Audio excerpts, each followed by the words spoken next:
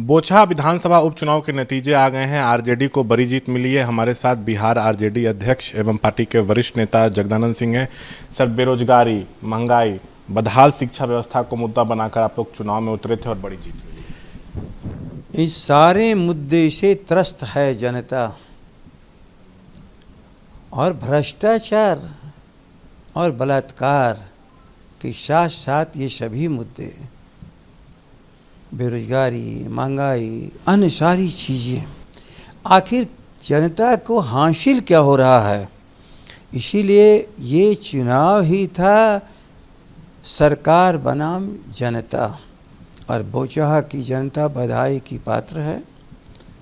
उन्होंने एक दिशा बिहार ही को नहीं, बिहार के माध्यम से देश को दिया है कि यदि समाज में बटे रहोगे तो हर लोग लूटे जाते रहोगे।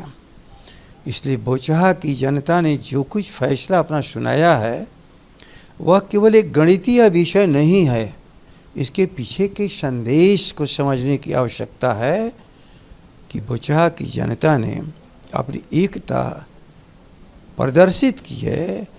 उस प्राप्त पीड़ा के खिलाफ जो केंद्र की सरकार और राज्य की सरकार से उसको मिल रहा है, और मैं समझता हूँ कि ये संदेश आज बोचहा ने जो दिया है कि सभी लोग मिलकर के यदि एक साथ चलें,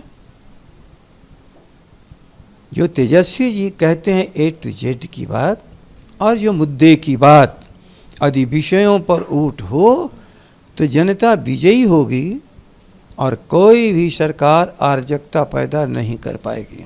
सर, अभी जब बिहार विधान परिषद चुनाव का नतीजा आया था तो 3 भूमिहार आरजेडी से जीत कर आए थे। ये जो उपचुनाव विधानसभा का हुआ ये भी भूमिहार बहुल इलाका था। आरजेडी को बड़ी जीत मिली है। तो अब देखा जा रहा है कि सवर्ण समाज भी राजद के साथ मजबूती से लामबंद हो गया है। A to Z का नारा तेजस्वी दे रहे थे, वो दिख रहा है साहब। सबों ने मिल करके, याद रखिए, इसकी नींव पड़ी थी जनता पार्टी की।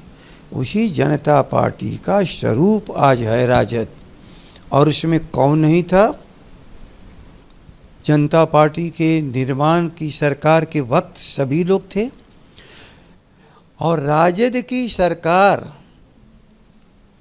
सर्व जाति धर्म आम जन की पार्टी शुरू से रही है, लेकिन ये जो गंदे बाचाल लोग भाजपा के और नीतीश के नेतृत्व में ये लगातार जातियों का हिसाब करते रहते हैं, जातियों का हटते करते हैं।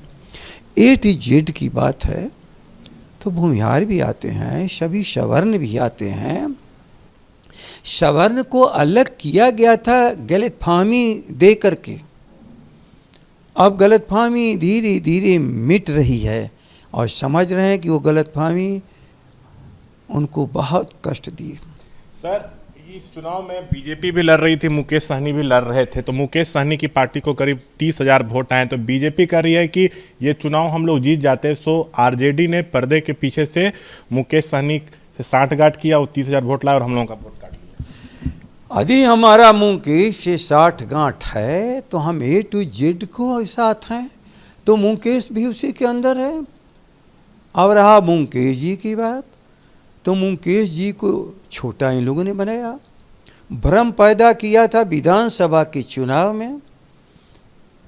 टिकट भी उनको नहीं दिया, टिकट भी नहीं दिया। हम लोकसभा में 3 सीट उनको दिया एक हिस्सेदारी के मुताबिक, और 3 सीट का मतलब होता है विधानसभा की 18 सीटें। 20 सीट पर तो उनका इतने मन ही रहा था, 20 सीटों में रखा हुआ था, लेकिन ले गए तो क्या किया, गिनती की 11, और 11 में केवल 2 ये लोग।